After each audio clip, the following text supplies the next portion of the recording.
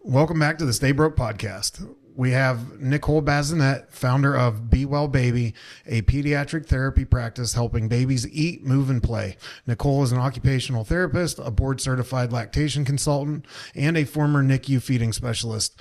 We're going to talk about her journey, building a business from scratch, and her advice for parents and entrepreneurs alike. Nicole, welcome to the podcast. Thank you. So we just like to start off with who are you, where are you from, and kind of what the short version of what got us here today. Sure. As you mentioned, I'm an occupational therapist. I just actually had my 17th year anniversary of taking the boards for that, so made me feel a little older. So I've been doing that quite a while. I'm originally from New England, went to school up there, and then found my way to Florida. Lived there for a while and came here to North Carolina in 2020. And started the business in 2023. Besides that, I like to run and read and do yoga. So it's been a journey career-wise, and it's made me travel around the East Coast, which is cool too. Yeah. How was growing up in New England?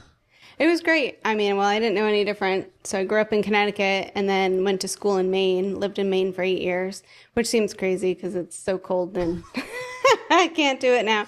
I was actually just there for the blizzard. So saw 2 feet of snow, which I haven't seen I think I've seen maybe once in my life. My nephews were like, "Have you ever seen this much snow?" And I'm like, "I think once." So yeah, it was cool. And then went to school, went to grad school in Boston. So did the city life for a while. And then I was looking specifically, you mentioned I worked in the NICU. I was looking for a NICU job, so found one in Florida. Was really afraid to move to Florida. Yeah.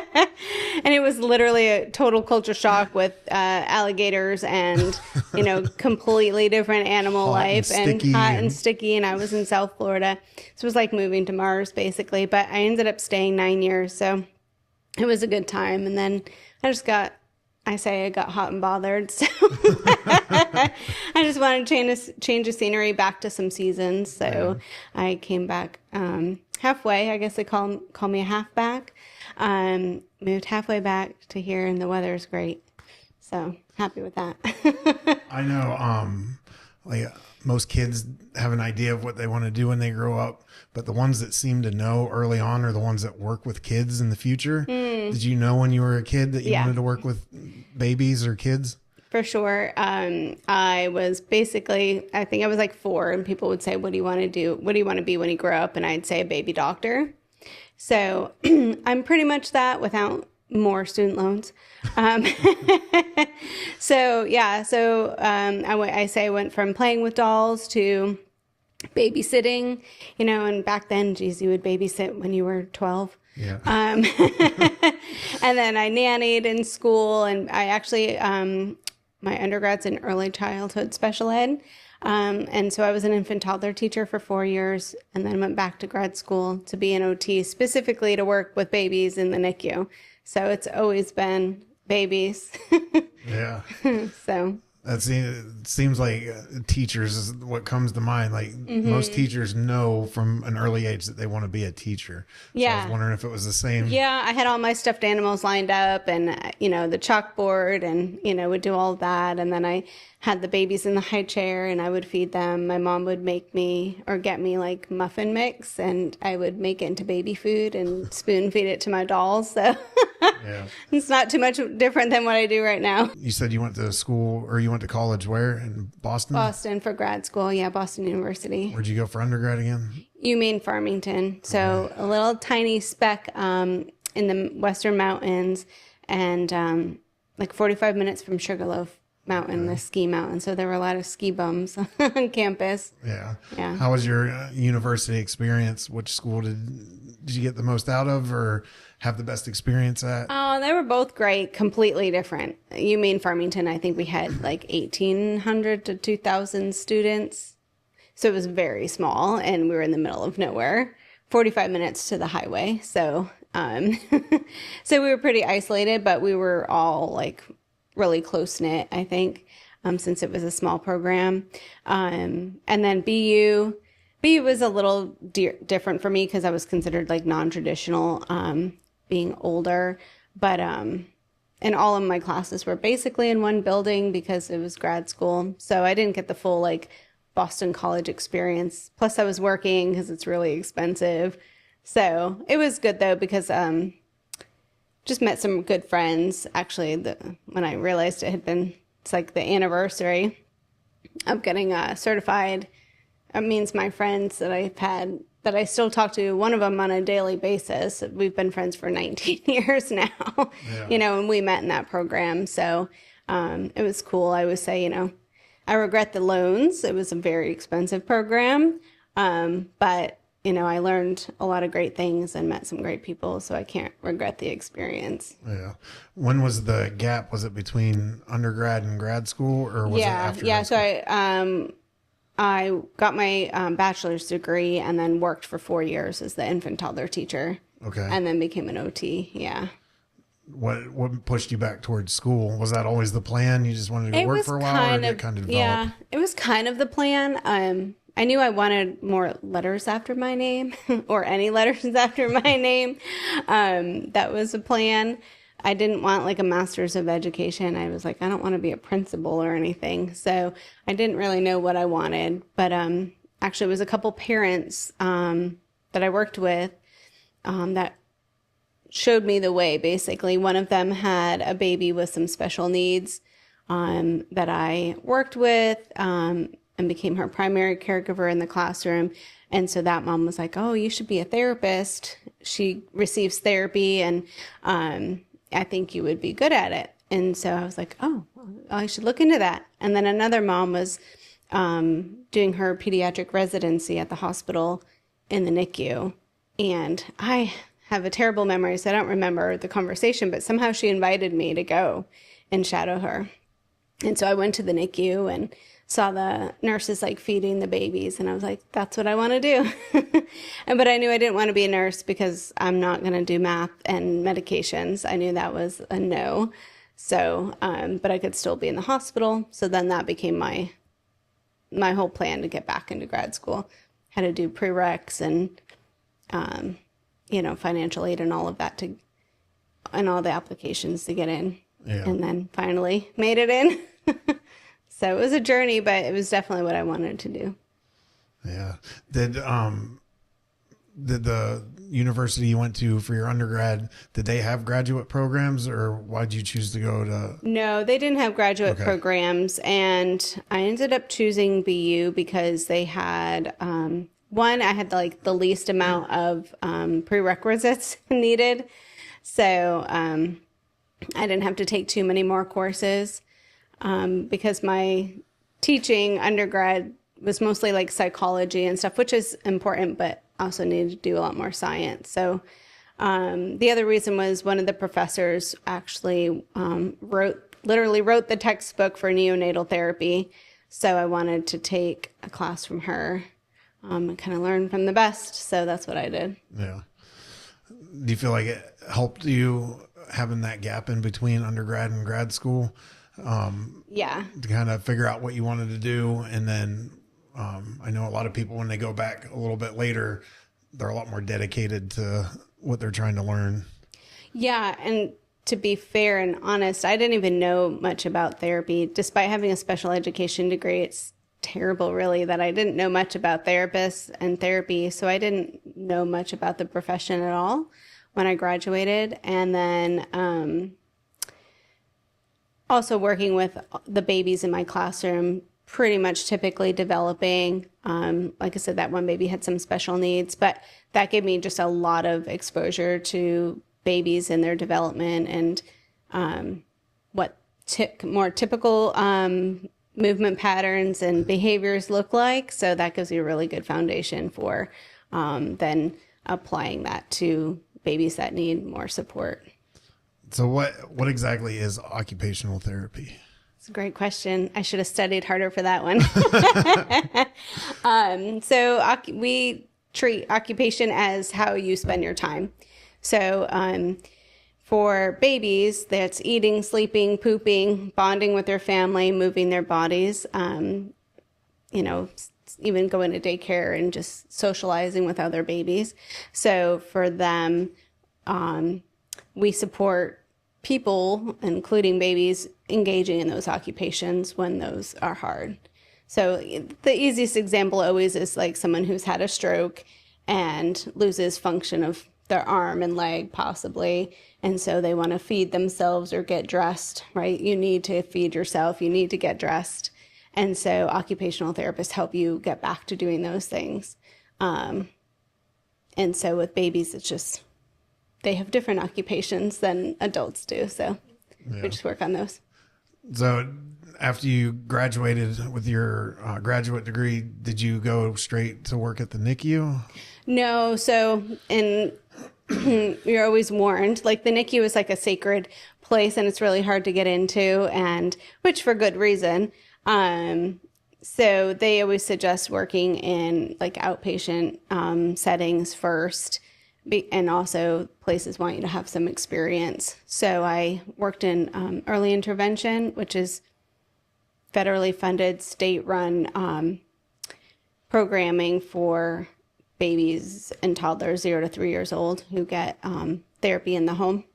So I did that in Boston. I also did some work in the schools as well, just trying to get experience, a couple years under my belt. And then I was looking all over for NICU jobs that would take me. And it was pretty hard because everyone wanted you to already have experience. Yeah. Which I totally understand as a therapist now, but it was frustrating. Like, how am I supposed to get experience if no one will hire me? Right. So, yeah. Is that what took you to Florida then? Yeah. So I was looking all over the country, and then my friend of mine had moved to Florida, and I did not want to go. But she was like, oh, the hospital here has a NICU. You should see if they have a job. And I looked, and they actually had a job. It was pretty much fate, really. And interviewed with them, and I wasn't replacing somebody, I was adding on. So they had time and ability to mentor me, because you can't just go in cold, you need to be mentored. So that's what happened. I had 2 great mentors, and it took about 3 years before I felt like I knew what I was doing, doing there. So yeah, it was good. I think it takes a certain kind of person to be able to work in that setting. How is it working in the NICU? It's great. It's a special place. It's very unique. A lot of people think it's sad. I always used to get like, oh, isn't it so sad? And it's really like 98% is fantastic. We help babies get bigger, healthier, and grow and go home with their families. So that's always the positive. Yes, there are some sad outcomes, but that's very not as frequent as people might think. And so it's a lot of teamwork, and there's 150 people that might work in the unit at one time. So it's a lot of people and a lot of personalities to get to deal with. And then the families are under a high level of stress. So it's a pretty can be stressful environment, or just like high demand, I guess you would say. How do you keep from getting attached to the babies when you're spending so much time with them? You get attached. Yeah. There's no not getting attached. Yeah, for sure. And of course there are some ones that you get, more attached to. For me, it was the ones whose parents couldn't be there all the time. So we would hold them more often, so you do get more attached, but yeah. So what all were you doing whenever you were working there? So I was part of a team of occupational therapists. So our role was pretty broad, where we did what we call developmental care for the baby. So what we try to do is mimic the womb as much as possible so that their brains can grow as optimally as possible and mitigate the effects of being born early and having to spend time in the NICU, which is pretty noxious place to be. So helping the babies stay calm during their care times, even changing their diapers, teaching their parents how to change their diapers, because some of them are, a pound or 2 pounds, very tiny. They might have tubes and wires and things, so it's not as straightforward as, changing the diaper of a new, term newborn baby. So positioning them, and we do massages and baths and things like that to help them relax and stay calm and things like that. And then the other big part was the feeding. So babies don't automatically know how to eat when they're born early. So we would monitor them for what we would say feeding readiness. Like, okay, are they showing the signs and behaviors that they can start eating by mouth? Because before that, they're fed by a tube in their nose that goes down to their stomach. So we help them transition to breastfeeding or bottle feeding. That's one of their biggest milestones they have to do before they go home, is to be able to eat everything by mouth that they need to do. Yeah. So we would monitor or evaluate them for, what type of bottle they might need or breastfeeding support they might need, or many of them just are too tired. So we monitor how their breathing is and their heart rate and make adjustments from there. So I'd think that that'd be the part that would get you the most attached to the babies, is having to bottle feed them. Yeah. Yeah. I have fed lots of babies. So how long did you end up working there? I was there for 9 years. Okay. And I jumped ship during the pandemic. So yeah. All right. So did you get your certifications while you're working there? Like for the lactation consultant? No, I didn't get any certifications there. Okay. I've gotten them all since I've moved here, actually. So, yeah. So what was your plan leaving there? I didn't have one. It was get the heck out of Florida. No, I actually didn't have a plan. I had been here once before, so I just was like, that looks good. So I ended up going back and working in early intervention for a year, which was crazy. I moved here during the pandemic. Everything was shut down. I didn't know anybody. Everyone was masked. I was working alone. I sold my furniture in Florida because I didn't know how to move it here and then have it unpacked by strangers, and nothing was open and it was crazy. So I sold everything and then tried to buy new. But remember, the furniture factories were all closed. Yeah. So there was no furniture. So then I ordered a couch on Wayfair. Still traumatized by this, obviously, but and it came in a box, and I unpacked it and started putting it together, but then I had to flip it over, and I was like, how am I going to flip this over? I don't know anybody. So I had a meltdown and called my friend. She was like, didn't you meet that girl the other day?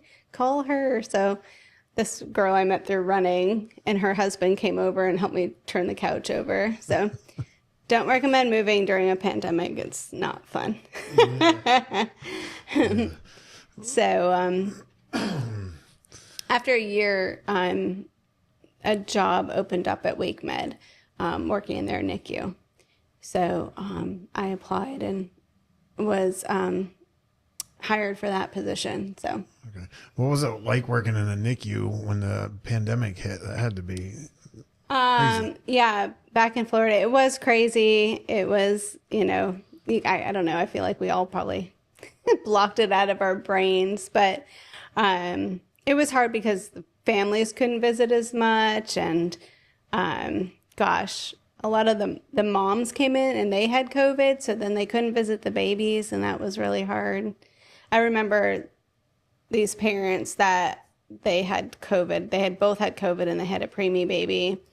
And so no one could visit this baby, and it felt terrible. And it was actually time for her to start eating. So I felt awful that the parents couldn't be there. So we had tablets, and we put them on FaceTime.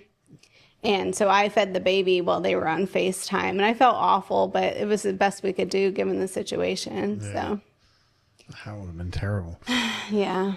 So you moved to North Carolina. Now you're at Wake Med. How was that? It was good. I was the only occupational therapist there. So I joined a team with physical therapy and speech therapy. And we, since it was the first full-time occupational therapy role, I spent a lot of time developing my role, even working on the documentation system, and just defining my job description basically was a lot of the time. I also ran a feeding committee, and just tried to really establish the program, who the doctors would refer to me and different things like that. So, were you at Big Wake Med or Wake Med? Yeah, North? Wake Med Raleigh. Okay. Mm-hmm. Yeah.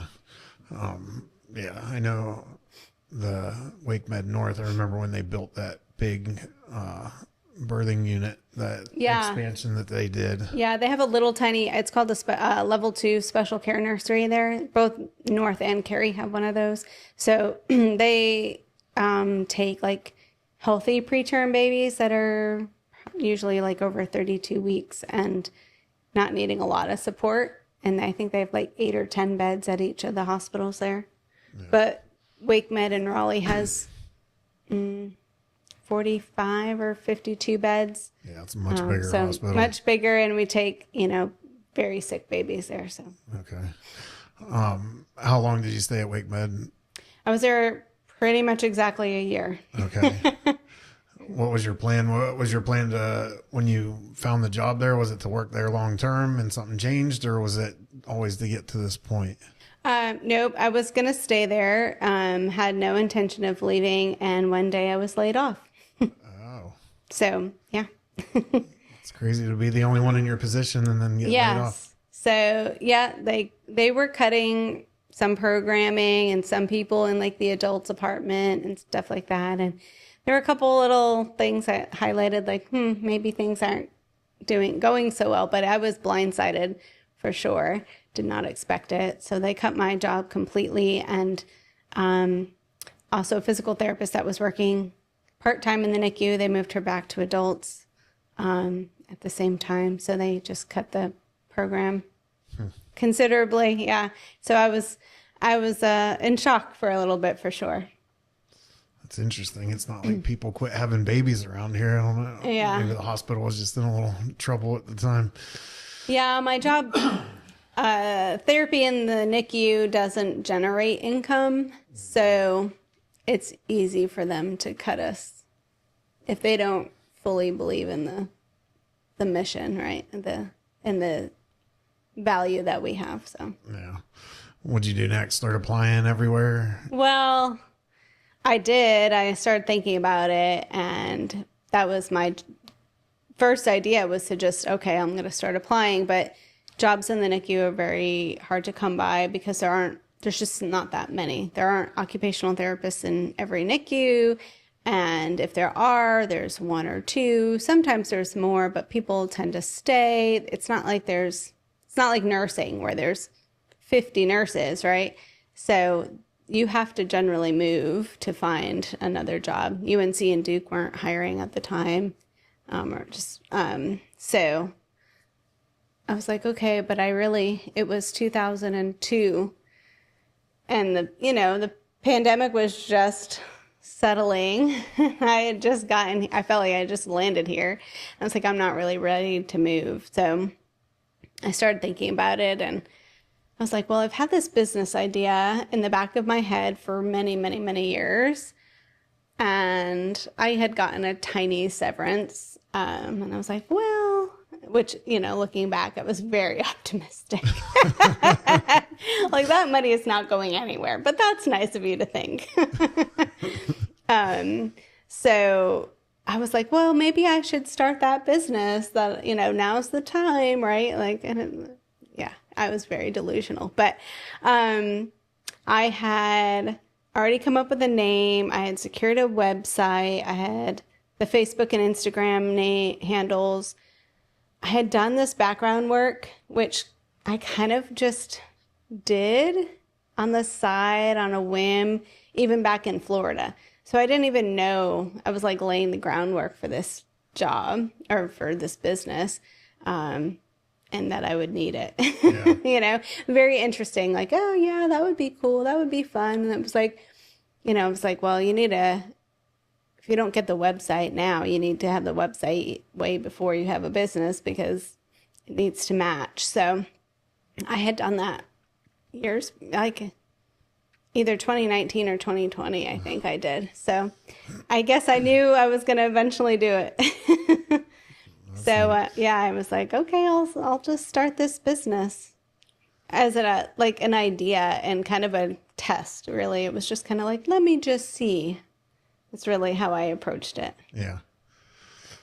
That's funny. I mean, your industry is different because you have to have different certifications. You have to have experience. You have to have all these things. So, I guess you had to put the time into the industry to qualify yourself to work.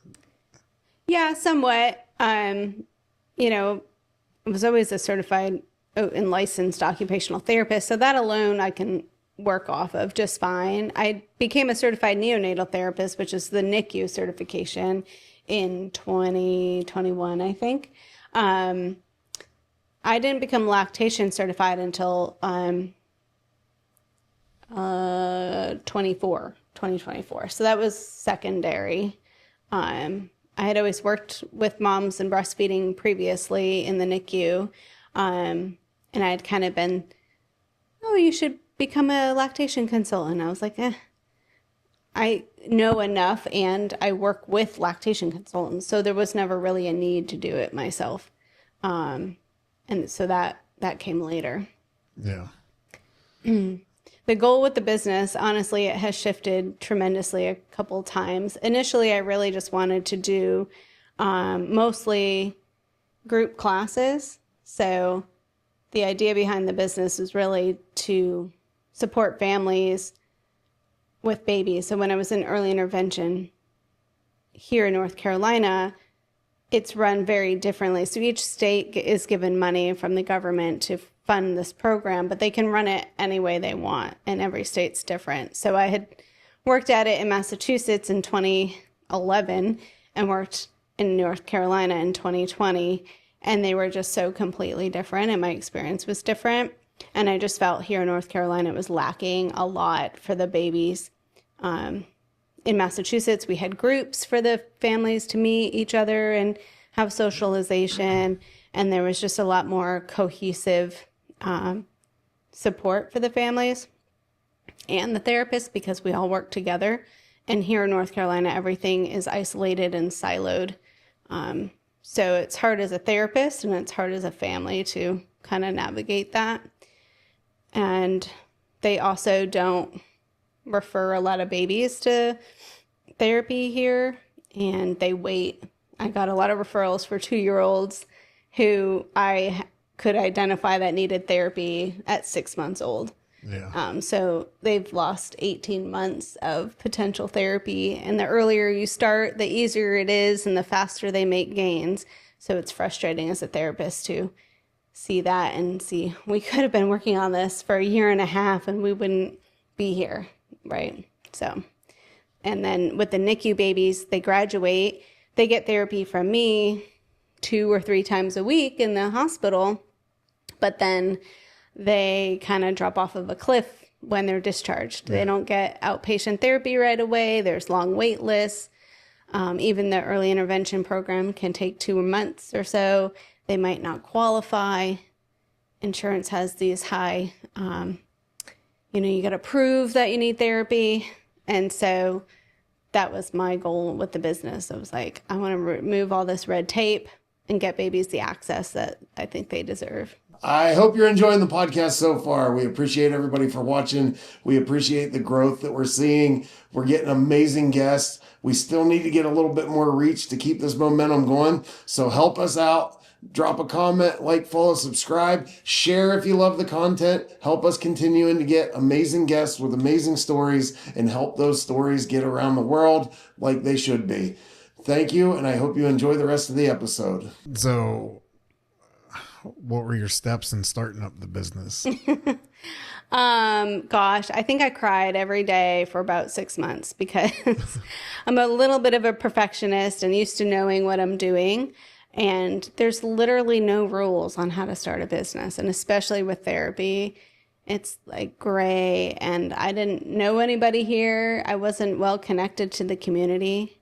I had initially moved to Wake Forest when I first moved here and I was there for 1.5 years. And then I moved to Raleigh. So I didn't know anybody and I was not connected to the therapy world at all. So I was pretty much winging it, trying to find other people on Facebook groups, but every state is different. And I swear, it was really hard to just like be okay with all of the unknowns. So, trying to get the business registration and and I felt like every 2 steps I made, then I'd find out later that it was a mistake and it was wrong and I had to redo it. Yeah. And it caused a lot of stress. And I finally just realized after a while, like, you're just going to make mistakes and it's just how it's going to go and you better get used to it. But it was so frustrating and being like, there's no rules. I called like getting the LLC, PLLC versus LLC. I talked to, 4 different, a lawyer, the people from the OT boards and other people. And they were all giving me like conflicting information. And it's like, I don't know what one to choose. Are you going to sue me? Is somebody going to come arrest me? Like, I don't know. So every little step felt so hard. And now I think I only cry maybe once every 6 months, so I'm good. Improvements. Yeah. But what I really started doing was trying to make connections, because I knew that was my biggest problem, was like, I don't know anybody and I don't have any referral sources. And so I just slowly reached out to people to make like networking connections, have coffee with everybody I knew. And that was my number one like priority the first year. Yeah. I know. You said that was what year, 2022? Or yeah, 20, it was, I really got started in 23. Okay. Mm-hmm. I don't know how the whole industry was then. I know years prior to that, like North Carolina was really coming down on like the infant home health care and the natural births and like all that stuff. And they were trying to shut the natural birthing places down. And it was weird. And like the hospitals were trying to control everything. And my wife had 2 of our kids naturally, and we went to one center for the first one and it was great. And then the next time we had to go to a different one. And then I think that one got shut down for a while. Oh, gosh, yeah. It was just like all this stuff. And then trying to stay out of the hospitals, and get people to come to our house. It was hard to find the right people. I mean, my wife did great with it. She found awesome people to come into our home and work with the babies and do different things, but it's a challenge. Like, if you haven't went that route or you don't know people that are doing that thing, to even find people to help you with it. Yeah, I feel like that's my biggest problem. So you mentioned the lactation certification. I did that in 2024 to round out my practice. I figured if I'm working with babies, I need to really know all aspects of feeding and infant development. But, so as far as I know, and someone might call me on this, I'm the only occupational therapist that's also a lactation consultant in the state. And first hurdle, people don't understand what occupational therapy is in general, don't understand what it is with babies, especially. And even just in terms of feeding and lactation support, because there hasn't been a great system for it or great marketing of any sort, there's very few of us. People don't know that help exists. Yeah. And whether it's from me or speech therapists or other lactation consultants, there's just a lack of knowledge from the community that help is available. Yeah, and so that's hard. The hospitals don't help you when you're leaving. They don't tell you like, hey, this is our network. It's, you should call this person for this or this person for this. Whereas the birthing centers, even though we weren't there for but a few hours, like the appointments leading up to it, they have a whole network, all the information. They told us who to call whenever, the baby wouldn't feed. And I was like, okay, so we were able to, they did a great job. Yeah, that's great. And some providers really do and make families aware. But yeah, it's surprising. People just try to figure it out on their own, or just like, I didn't even know you or me saying like anybody is available to help. I get calls for babies that refuse bottles. They've been breastfeeding well, but all of a sudden they don't take a bottle, or people are trying to work that out on their own. And, or transition to solid foods is another one that people struggle with. And they don't realize you can get help. Yeah. And there's the other piece that I was trying to do with the business initially is take the stigma away from like therapy and people thinking like you need to be like significantly disabled or have like major challenges to benefit from therapy. And really 99% of what I do is like everyday life hacks, right? It's like changing the bottles, changing the baby's position, evaluating these things. Maybe I recommend some exercises or some activities, but it's not, I feel like there's a stigma of like what therapy is. And usually it's just a few visits and babies are doing better and they can be on their way. Do you find that people try to avoid bringing somebody in and they try and learn everything they need on the internet? Oh yeah, social media is crazy. I don't know, social media can be like a detriment to my business, but it can also really benefit my business because there's such terrible advice out there.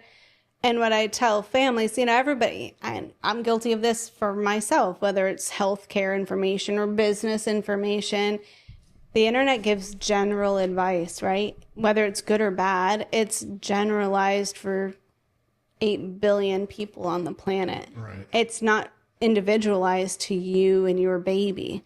So the advice you see may work, but it probably won't because it's not specific. And so that's what I bring to the table is looking at you and your baby and your unique situation and adapting the plan or activities or whatever we're working on to you, which is going to look different. Even if the problem seems similar, it might be different for the next family. Yeah. And your goals and what you want to achieve are different than what the next family wants to. So what was kind of the evolution of your business? You had this idea of what it was going to be, and then how did it really form? I think it's still evolving for sure. So I wanted to do a lot of the group classes, and that's what I started with first, is doing a lot of we call like tummy time classes, teaching about motor development and just play classes. I did some sensory classes, and that was great. And then I started seeing some occupational therapy clients one-on-one, helping babies crawl and walk and doing those things. And then I decided to get that lactation certification.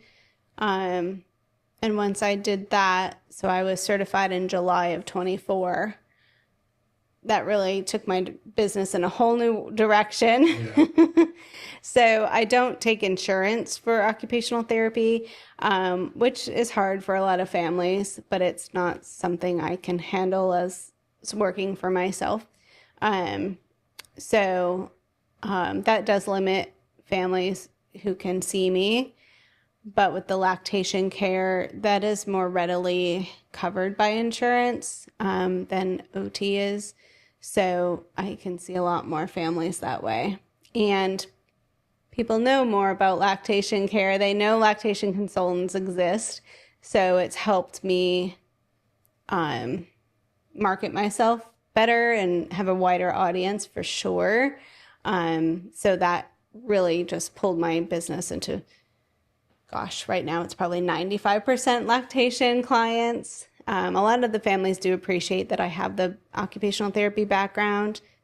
That really helps me be very holistic. So I always look at the baby holistically, looking at their posture and reflexes and their movement patterns and their strength and how they're meeting their milestones and their vision development and looking at all of that and how that might be contributing to the feeding problems.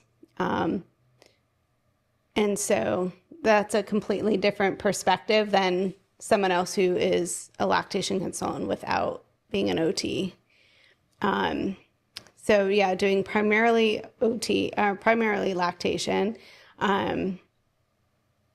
But I have a lot of ideas of where I want it to go. So I'm always thinking I'd like to start doing like scaling and marketing to a wider audience, doing web-based webinars or, I don't know, looking at ebooks and things like that just to get the information out, like kind of counteract what's out there, all the bad information that's out there and social media. A lot of parents are like, you need to be louder than, all these other people on the internet. And I'm like, well, that's a hard task right there. But Yeah. Especially with the trends. It's like, this week it's do it this way. Next week it'll be do it this way. And, yes, exactly. do you have a physical location or? So I primarily do home visits, but I do rent office space from Oberlin Pediatrics in Raleigh, and they have a newer office off in Six Forks. So I rent an office there one day a week and see clients there. So it's a good balance. Most people like the home visits. Some have annoying dogs or they just want to get out of the house. And so they'd rather come to the office, or that sometimes that's the only availability I have. Yeah. So it works to have the balance of the two. What area do you cover? So I'm based in Central Raleigh, but I do all of Wake County, and sometimes go into Durham as well. So how have you expanded your network? You've been doing this 3 years now. Yeah. So like what steps have you taken to like build your network and find different avenues to generate business? So I still do coffee dates, just not as often as I have. Actually, I have one after this. That's why. So yeah, still a lot of coffee dates, meeting with other people in the perinatal space. So other therapists, physical therapists that do pelvic floor therapy for moms, mental health therapists that work with moms, other pediatric therapists. I actually started a Facebook group for therapists as well. So occupational therapists, physical therapists, and speech therapists. Part of the reason when I said I didn't have a network, I was at the gym one day and I was like, you know what? I don't think there's a Facebook group for therapists in this area. And so I looked and I was like, you know what? I'm just going to start one myself. So that group has over 560 therapists in it. And it gets posts pretty much daily, which is great. It kind of runs itself, which is fantastic because I don't have time to care for it. It's exactly how I want it to be. But that's helped me expand my network too, and be able to advertise on there. I have delivered flyers to doctor's offices and things like that, but it's not a great return on my investment there. Word of mouth, Instagram, this much. Hired Lauren from Google My Business just recently. So I'm happy right now that my referral sources are kind of varied. So that's good. The doctor's office that I rent space from is they're good for referrals as well. So just try to keep it varied, I guess. Yeah. Have you had any like significant breakthroughs where it's like your business picked up quickly, or has it been a slow and steady? Yeah. Everyone told me it's going to take 3 years. I've wanted to quit every other week for 3 years. I'd say in the past 6 months, it's like, okay, we're trending in the right direction. Still not quite where I need it to be. But I think actually 2026 so far, I've been more stable with the like weekly visits. So that's good. It's not so volatile of like up and down. Like some weeks would be high and some weeks would be low. And that's challenging as an entrepreneur. Yeah. And like, this is funding. I'm not married. I don't have a significant other to pay the bills. So this is funding me completely. So when it is volatile, it's very hard to stomach. And that's when I go, ooh, should I go get another job, like a real job? I used to call this not my real job. Now I have to change my language. It is my real job. And treat it as such, right? So I'm hoping just keep like, okay, we're okay right here. Let's just keep going. That's why I've also thought about expanding, my my offers to be some more digital products or webinars and things like that can help other families. And they don't have to be in North Carolina, or they don't have to be in Wake County. So I can help people in other ways and that don't live right here as well. So what keeps driving you to want to do it? Like, if it's a struggle every step of the way, what keeps driving you? I don't know. It's some crazy gene that entrepreneurs have, that you wake up and you scream and you cry and you go on Indeed and look for jobs, and yet you still do your business. I don't understand it, but it happens all the time. I don't know. My dad was an entrepreneur. He owned a diner. And he worked for himself doing insurance as well. So, and he didn't get rich, that's for sure, but, he enjoyed working at the restaurant. So I do feel like it's in my blood. My grandfather owned his own construction business. And so it's in my brother has his own business too. So it's just in the blood. I guess it's just always like that carrot of, oh, you could make more money, more freedom, new ideas. Like, I just have so many ideas of what I'd like to do. I just don't put them into action very well. And it's like, oh, you could do this or that. And that's exciting, I guess. Whereas if you just go work at a job, or especially at a hospital that's so bureaucratic and nothing gets done in any vast capacity, you're just kind of stuck in that cog in the wheel, and you can have an idea, but it doesn't necessarily go that far. If you're lucky, it does, but you're kind of just stuck. And I think it's always that allure of like, oh, all these things, it's all these shiny things out there. Yeah. And if I go and like touch one of them, it'll be the magic star that'll give me, more profit and more freedom, like I said. But it's also nice to, I went to Aquafit at the Y this morning with my friend, and couldn't do that if I was going to work at the hospital. So right. It's always those, trying to keep in mind what all the benefits are of being an entrepreneur, even if my bank account doesn't love it. Yeah. Yeah. Yet. So many people think it's just this freedom, and it's just changing your stresses from one place, but now you're in charge of your stresses, at least, I guess, most of the time. Yeah. It's good. There was a reel on Instagram about going back to like a corporate meeting and having to sit through a corporate meeting after being an entrepreneur. And and I was like, this would be my daily prayer. It's like listening to this utter nonsense. And you're just like, oh, I don't know if I could have a boss again, honestly. Because I work contract with this insurance-based company, they sent us rules about how to document and how to do stuff. And I freaked out. And I was like, this is awful. I was like, why am I so like triggered off by this? And realized I'm like, nobody has told me what to do in years. Yeah.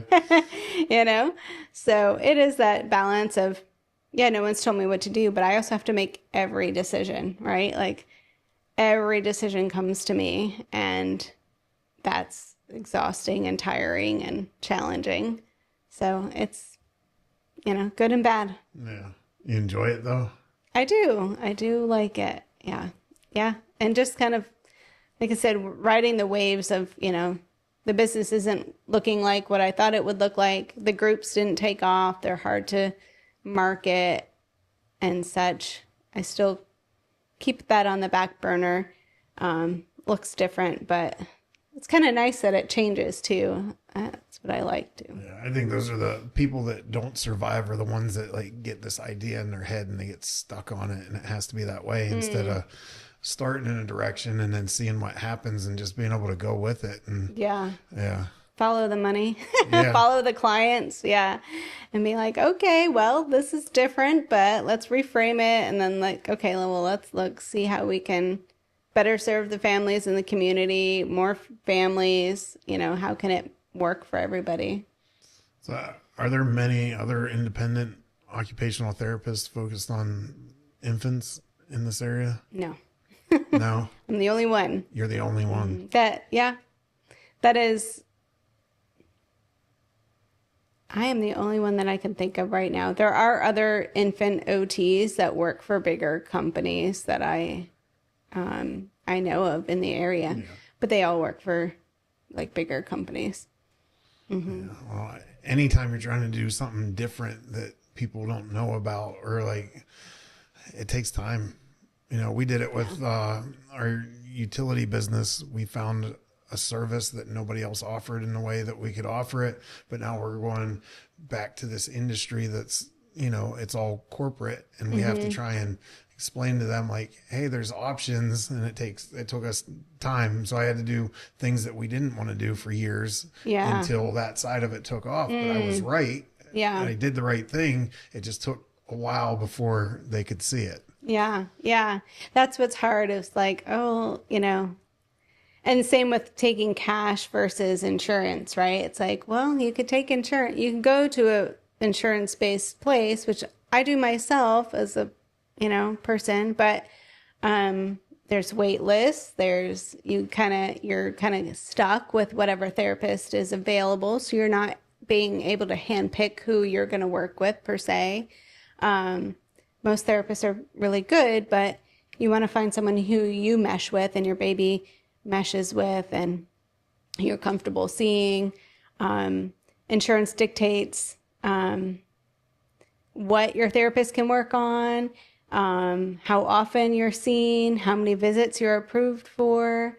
So you're really restricted. You're restricted as a therapist, and then your clients have to just adjust to that. So insurance can say, we're only going to see you approve 6 visits.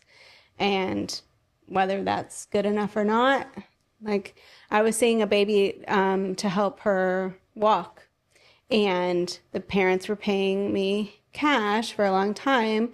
And the whole time they're working with me, they were trying to get Medicaid to approve visits for physical therapy for a almost 2-year-old who wasn't walking. And they kept refusing visits. So this baby, toddler, clearly needed the support, but Medicaid was refusing to give her the visits and the therapy. Yeah. So the family had no choice but then, you know, to continue paying me to support their child. And that's what's so frustrating about insurance and, you know, trying to give good care and support, you know. So I think that's what parents also don't realize. Cash pay for like adult PT is catching on, and people realize the service for that. You get usually longer visits, one-on-one care, but it's not catching on as quickly for pediatrics. Well, because everybody gets driven to the hospitals and going that route. And the long clinics. And I will say children usually need longer therapy services. However, my whole take on it is if I get them early, like I see a lot of babies with torticollis. So that means their neck is usually tight on one side. So it causes their neck to be tight on one side, pulling their neck down. And the sooner that is treated, the better they do and the faster they recover from that. So like I started seeing a baby at 6 weeks. Like we're going to make much more progress than a baby that I don't see till 4 months or 6 months.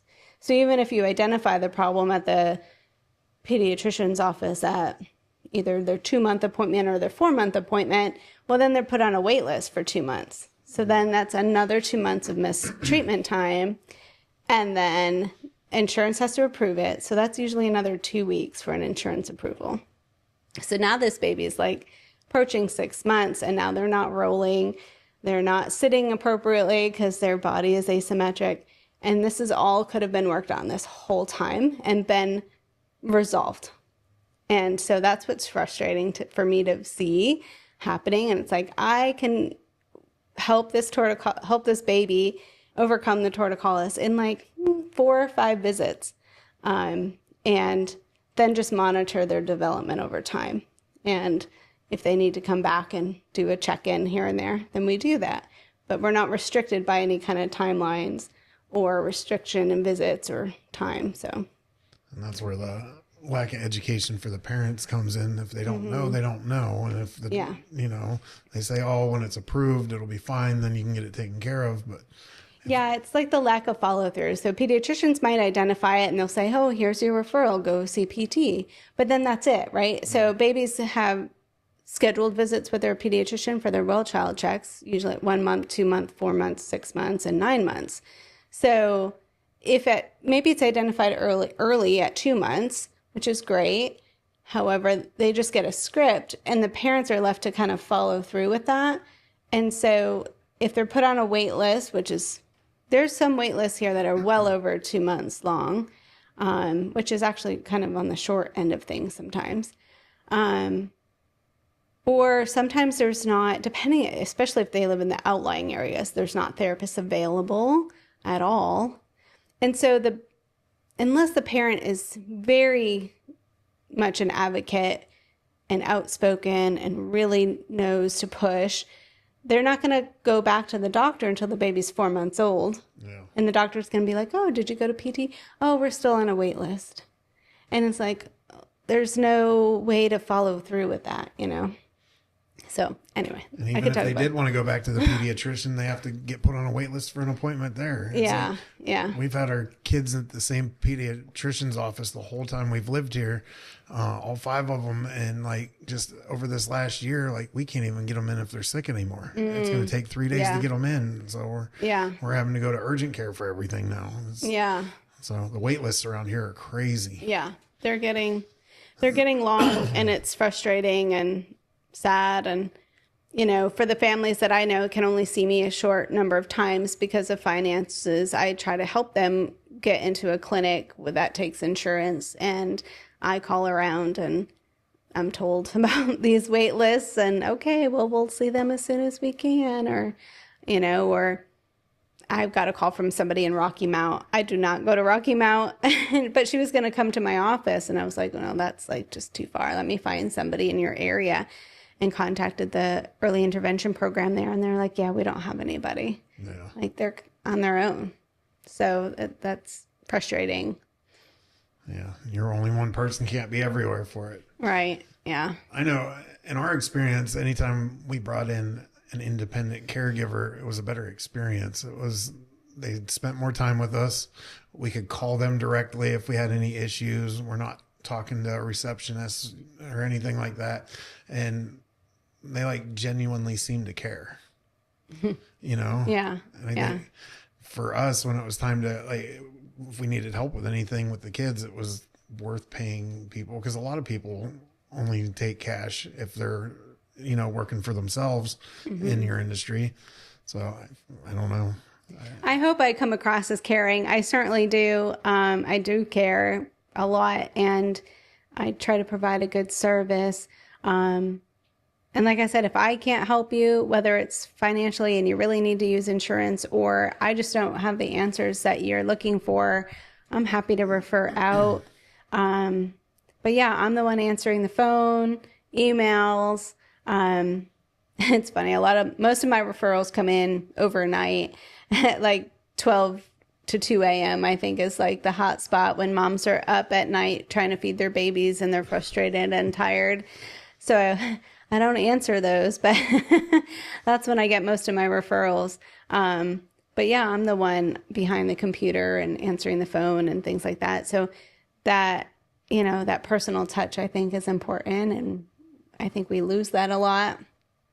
My friend was just in DC staying at a hotel and she was like, it was weird. They had this weird self check-in at the hotel, and we're like, we're old school. We personalization and talk to a human and not be put on hold and, all of those things. And also being able to say, yeah, I can see you on Saturday if needed. And if it works for me, if I'm free, I'll try to make it work. Or, 4 p.m. because you're still working, I can be somewhat flexible.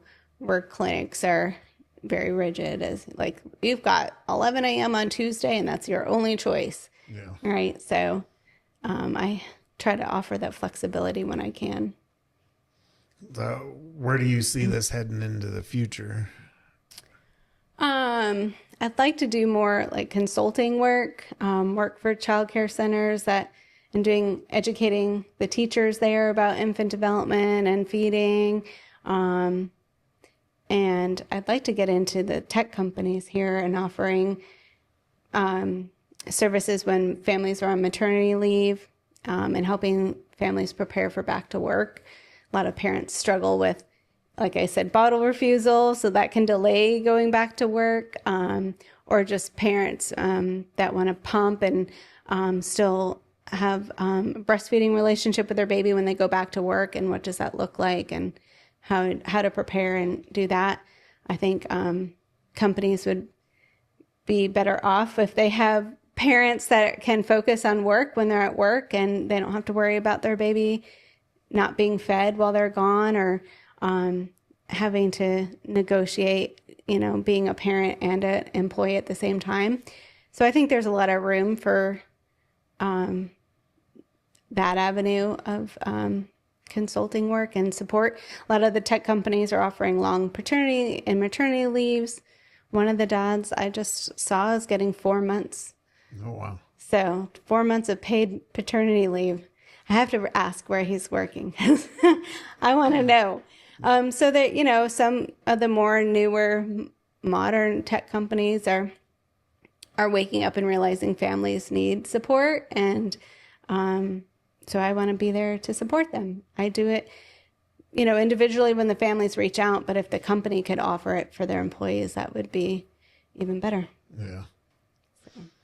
So what's your biggest struggle today with growing the business? Is it still the networking, or Yeah, it's really number of referrals. My mom says I'm too good and I graduate families very quickly. She's like, you got to stop being so good. You graduated another one. So I have a high turnover rate. So I only see families, 1 time, 2, 3 times. And so there's high turnover. So I need a lot of referrals to keep the business going, which is tiring. So I want to figure out other ways to do that, to supplement that. So yeah, it's just getting the word out there. Always continuously adding to referral sources, nurturing the ones you already have, which I forget about doing. It's like, oh yeah, I haven't talked to them in a long time. So I'm meeting a lactation consultant this afternoon, and she went on maternity leave, and I got several referrals from her when she was on maternity leave. So I emailed her and said, hey, thanks for those referrals. Really appreciate it. Love to meet you. And so we're meeting today, just to meet in person. And I'd never met her before. So, just continually meeting people. I like doing that, and I like coffee. So, so it works. What's something that you feel like you could give, like a piece of advice for parents or an education tip to help educate them on what you do? That's a good one. Don't believe anything in social media. I think everything is so overcomplicated on social media. Everyone's like, oh, does the bottle need to be at this angle and this and do this? And it's like, oh, stop. Is that what you're hearing? It's like so cringy. It's really taking a step back and relying on your own parental instincts that are super strong, and they're in there somewhere. But trusting yourself to, know what's good for your baby and doing that. My biggest thing is, since I was a feeding therapist first, lactation consultant second, but is the bottle industry is not regulated at all. So families are constantly being bamboozled by all the marketing claims on bottles. And so that's super frustrating because, the marketing is, what are they, $1 billion of, income to spend on marketing, and none of it is regulated. So what's marketed is just purely made up. So whether it's like slow flow or anti-colic or, more like the breast, whatever they say is all just made up because there's nothing to back that up at all. So it's the Wild West, and I feel bad for families trying to navigate that, and they spend all this money on bottles that don't work, and it's really frustrating. That's what I want to scream from the rooftops. Yeah, that's interesting. I had no idea. Yeah. I know every time I had a kid, the bottles were different, and Yep. what was being recommended was different. But Yes. I had no idea. Yeah. When should parents realize that, they need to call you or call somebody to help them, whether it's on the lactation side or, more importantly, the occupational therapy side that people don't know about? Yeah. So for feeding, I do prenatal feeding consultations. So just did one the other day, and the mom's like, okay, I started my registry, but what do I really need? It's so overwhelming. And I help parents set goals. So do you want to breastfeed? Do you think you want to pump and bottle feed? That mom was talking about breastfeeding, and the dad's like, well, I actually really want to feed the baby too. So I was like, okay, well, this is a conversation we need to be having so that you're on the same page when the baby comes, and this is how you can prepare. So certainly do those, which are great, and that creates a relationship. So when the baby is born, I like to see them on day 3 or 4 and prevent problems from happening and really get them going on a good path. And part of why I chose the name Be Well Baby is because I want to be more preventative in the care for these babies. And then for bottle feeding, it can be, are they leaking from the mouth, gulping, so making a lot of gulping sounds, and coughing with feeds, refusing the bottle, any of those signs, certainly call. Breastfeeding, if there's maternal pain or you're questioning whether the baby's getting enough food or they're not gaining weight, those would be the problems to call about. And then in terms of occupational therapy and their development, you're always looking for symmetry. So are the right and left sides of the body doing the same thing?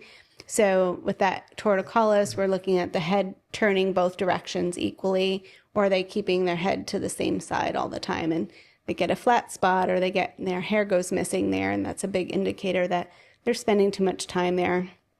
If baby hates tummy time, it's usually some reason, some tightness or postural issues that might be going on. And then not crawling, not walking in a time frame that you think they should be. It's really what we look at is is the baby making progress, and are they using the right movement patterns? And that'll give us an indication as to whether we should intervene or not. Well, with postpartum depression, and when the moms are having issues with the babies and feeding them, that they blame themselves a lot, and they think they're doing something wrong. What's your experience with that? Oh, for sure. All types of feeding. Parents become parents, and their first job is to nourish their baby, right? That's pretty much your number one job as a parent. So when it's not going right, it really affects your mental health, and you can blame yourself. But families used to live close together, and you used to learn from your sisters and your mother and your grandmother, and you had this community that was really close knit. And now families are so spread out that I see a lot of parents that, I've never even held a baby, or I've never seen someone else breastfeed, and I have no idea how this works. So there's a lot of that separation. And so without that knowledge that's passed down through the generations, and you have someone right by your side coaching you, it's how are you supposed to do it? Yes, it's biologically normal, but it's not easy. And your baby's not born with an instruction manual, and you don't get one upon delivery of how to do it. So, if you have family that can support you, or if things aren't going well and you want more support, then you should reach out to a lactation consultant, because it can, affect that mental health.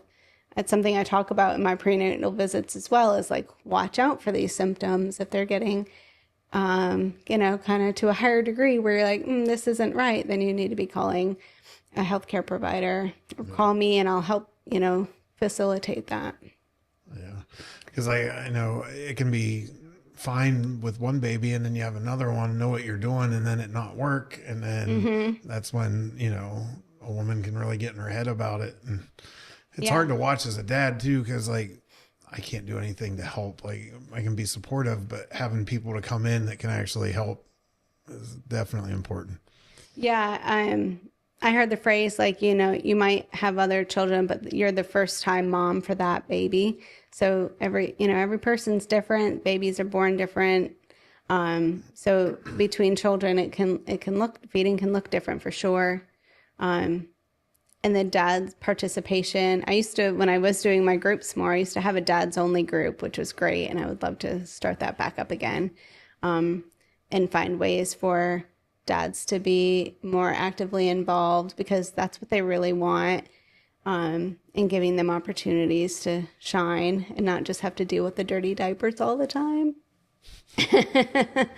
So I'm a big fan of, getting dads involved as much as they can. I call them data dads, all the dads that are like putting everything into the apps and tracking all the dirty diapers and the feeds. And so I call them data dads, and they have an important role too. I like what you said about, because I think about stuff like this, like, okay, there didn't used to be lactation consultants. Like or at least they weren't common. Yeah. And it's like, why is that a thing? So it makes total sense that the families, like, you're right. Like where I grew up, grandma would help and mom would help and it would work. And now you don't have that. Yeah. I think lactation consultants in the formal way, and I don't remember when it was like formalized into a profession, but there've always been lactation consultants in the professional manner, whether it's the matriarch in the village or, who attends other births, other midwives were always trained. But then, the family members and everybody being close knit and passing that information down. Formula became a really big deal in the 80s. That's when I was born, 70s, 80s. So then everybody stopped breastfeeding. So then you never even saw anybody breastfeeding. And then it's taboo and all of those things that go into that. And so then you have a generation of people who've never seen breastfeeding, and it's been shamed or hidden. And so then you want to do it, which is great, but then you don't. How can you learn to do something when you've never really seen it done before, or you haven't seen it successfully? And there's a lot of this like, oh, it's going to be painful and all of this. So it doesn't need to be it shouldn't be painful. That's a problem if it is. It should never be, oh, you're toughen up. Like, nope, that's just not right. It's not working right. So let's fix it. But there's all of that goes into it, just societal pressures and one way or the other. And it's complicated. Yeah. Was there anything that we haven't talked about that you feel like people need to know before we go into our closing? No, but I feel like, if you're have questions about your baby's development, it's always good to reach out and get that reassurance. I saw mom yesterday, things were going really well, but she wanted to make sure things were going well and get that confirmation as a parent, like, oh, my gut instincts are right. And that can be super helpful just as you continue on the parenting journey, right? You aren't given those instructions, so you got to have those check marks, like, okay, we're doing okay here, and my gut is telling me the right things. And my other advice I always give to families is there's so much information out there. You'll ask 100 people, get 100 different opinions. You go on social media, get 1 million more opinions. But if you ask why do you say that? Why do you recommend that? That's going to help you narrow down, like, okay, does that make sense to me? Does that feel good to me? And then that'll help you decide, like, what information you want to act on versus just feeling inundated with all this crazy information. And so if you can figure out the why, and also who's telling you that information. Is it someone trying to sell you a product or who they're aligning with, right? It's going to just help you make those decisions for yourself and your baby. Yeah. Well, it's the same in the business world too. Like you said, it's hard to find people to tell you how to start up your business. Yes. There's all kinds of opinions online, but then like you start looking into the people that are telling you to do these things, and there's no reason that you should be listening to them. And that's why a big part of the reason we're doing what we're doing here is to try and build this network. And like that way, when people ask, it's like, oh, I can't help you with that, but go call this person. They know how to, they have this similar experience. They might be able to help you through it. I feel the same when I go on social media and look at businesses, right? And I get imposter syndrome, or like I start questioning, like, is that what I should have done? Oh, I didn't do it that way. And, all the stress that comes with that. So you see, it's the same as my families are going through looking at infant development on social media, and I'm looking at business on social media, and you immediately question everything you've done, right? Yeah. So it is hard to be like, no, this is my journey and I'm okay with this, or, asking why or who the information is from is helpful. But yeah, it can be easily swayed. And everyone says, oh, you can make $1 million. And it's like, okay. It's like, is that actually feasible? Or, I actually, from other therapists I've connected with across the country that do have similar businesses to mine, I was reminded by a friend of mine, like, what is their, like, full time, right? Many of them are not traditionally full time because they have kids. They don't want to. Maybe they're like, oh, we're full and have a wait list, is because they only want to see 5 kids a week. And that's great for them. But it gives this persona that like everybody's got wait lists and tons of kids, but really their situation can be completely different than mine. Mine full needs to be very full because I don't have someone else paying the bills. And I have a higher number to achieve. And so, yeah, you got to pull back the curtain a little bit and be like, what are they really what is the truth there?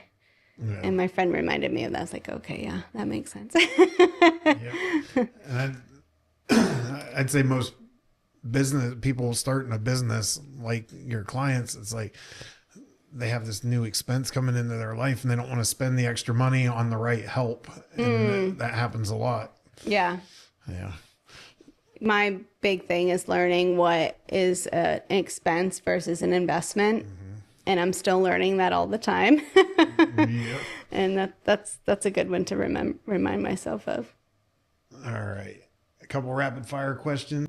Breastfeeding or bottle feeding, does it matter? Well, traditionally, breast milk is way better than formula. So we'll start there for a million reasons and lots of research studies you can read on that. The rest I leave up to families and what makes sense for them. But there's a lot of benefits to direct breastfeeding. There's bidirectional immune properties that happen. So it's a pretty cool process. It's not for everyone. So bottle feeding would be the next best thing. Yeah. I just thought of something like it was crazy to find out that there's this whole online market where you can buy milk. Mm-hmm. And do you have any experience with milk? That? Not necessarily. Wake Med has a big donor milk bank. We use it a lot in the NICU. A lot of moms can't produce milk initially for the preterm babies, and it's so much more beneficial than formula is. So we use a lot of donor milk in the NICU. So I'm used to that. Community, there's Facebook pages for it, and people donate milk to each other. It's unregulated, so that's your choice in doing that. But most overrated baby product. Oh gosh, there's so many. Right now, for me, it's the bottle washers and sterilizers. They cost like $300, and it's completely unnecessary. Oh, really? Yeah. You just hand wash with warm soapy water and sterilize once a day, and you can buy a $20 silicone bag to sterilize in your microwave. Wow. Or you can spend $300 on a countertop sterilizer. It's silly. Yeah. Most underrated baby activity.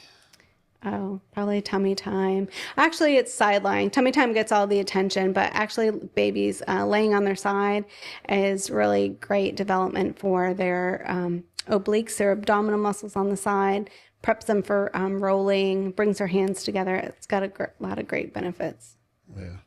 Can you recommend a book that new parents should read? My blogs. I'm reading How Babies Sleep. I think it's by Helen Ball. I haven't finished it yet, but it's pretty interesting, and it's like a anthropological look at sleep. It's a hot topic these days, so yeah. And one piece of advice for new entrepreneurs. Oh goodness. Expect to fail and expect to get things wrong, and it's okay. And yeah, that was the tough pill to swallow early on, but you just keep going, and you're gonna just mess it up, and it's okay, because there's no guidebook for that. You don't get a guidebook for a baby, and you don't get a guidebook for your business either. What would you say to somebody that wants to get into your industry? Into OT?